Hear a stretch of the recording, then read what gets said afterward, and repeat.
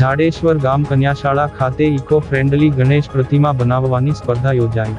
ભરૂચની જાડેશ્વર ગામ કન્યાશાળા ખાતે સંસ્કૃતિ સમાજ સેવા સંસ્થા દ્વારા ઇકો ફ્રેન્ડલી ગણેશજીની પ્રતિમા બનાવવાની સ્પર્ધા યોજાઈ હતી.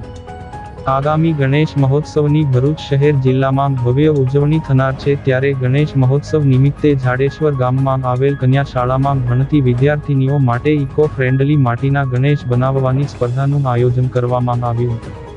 જેમાં વિદ્યાર્થીનીઓ દ્વારા કુદરતી રંગો, શણગાર તથા ફૂલ વસ્તુઓના ઉપયોગથી ઇકો ફ્રેન્ડલી માટીના ગણેશજીની નાની પ્રતિમાઓ બનાવી હતી.